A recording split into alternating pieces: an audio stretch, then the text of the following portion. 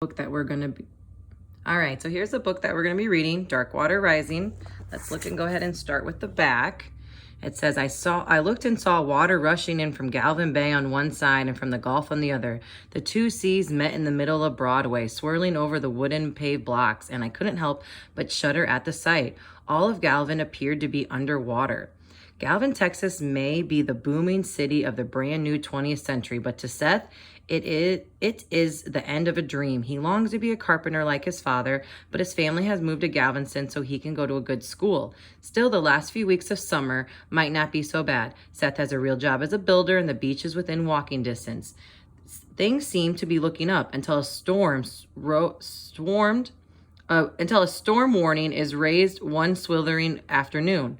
No one could have imagined anything like this. Giant waves crashed in from the sea. Shingles and bricks are deadly missiles flying through the air. People not hit by flying debris are swept away by rushing water. Forget the future. Seth and his family will be lucky to survive the next 24 hours.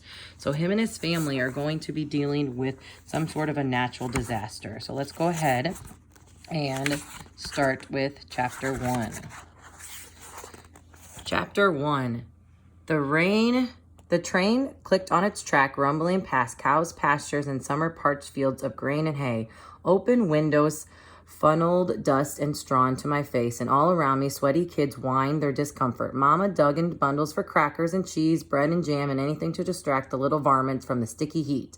I glanced around the crowded train car. You'd think every dang person from Lampton to Houston wanted to go to Galveston this hot summer day. Everyone but me.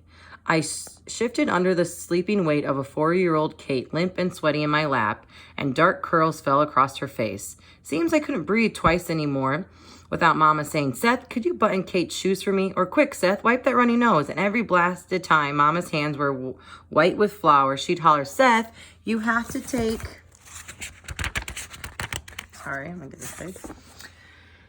Kate to the outhouse for me while I finished the bread. Just thinking of it got my danker up. Why couldn't God have sent that child just one big sister instead of 3 brothers was beyond my understanding. Across from me, Matt's heat-red face puckered in a deep frown. He elbowed Lucas one more time, and when he didn't get it, he delivered a swift boot to the leg. I returned the kick before Lucas could have even opened his mouth to complain. "You're 12-year-olds, I hissed at Matt. Act like it." He glanced across the aisle at Mama and Papa, making sure they didn't see, then turned back to me with a sneer.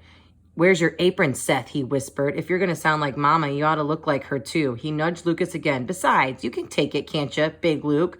Lucas shrugged. He rarely let Matt pull him into disagreements, but recently things had changed. He'd shot up so much this summer, it was impossible to tell who was taller. At just 10, his new height had become a sore spot, with Matt sparkling some ornery mischief.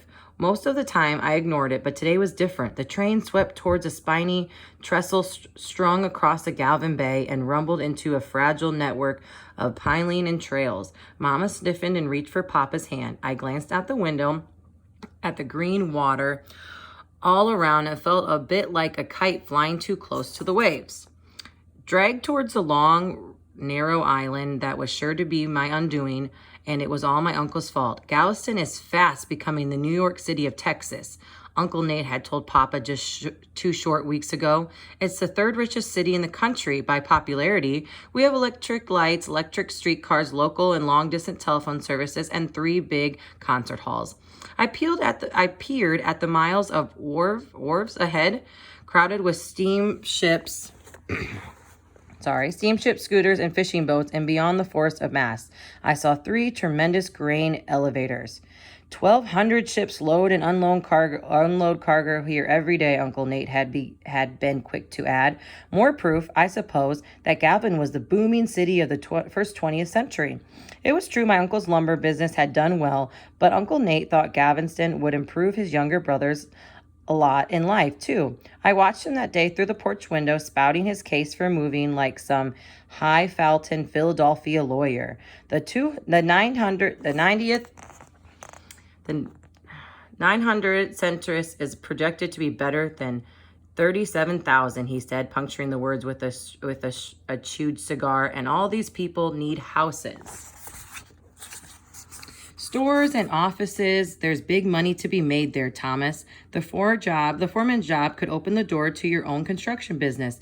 At that point, Papa hadn't said a word, nor had his eyes registered an opinion either way, which had given me hope. He was a good carpenter, one of the best at Callaway and Sons, a company I planned to apprentice with as soon as my schooling was out of the way.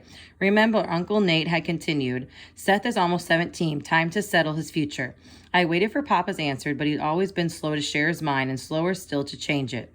As the seconds ticked away, Uncle Nate's face took on the color. He flushed red and let loose with, "Hellfire, Thomas." I jumped, almost giving away my position on the porch. "The first medical college in Texas is right there in Galveston," he bellowed. "Take the bloody position and send all of your boys to college." That last statement set up a fierce flutter inside me. Papa already knew that working under a blue sky, shaping raw lumber into walls and doors, roofs and staircase was all I'd ever wanted.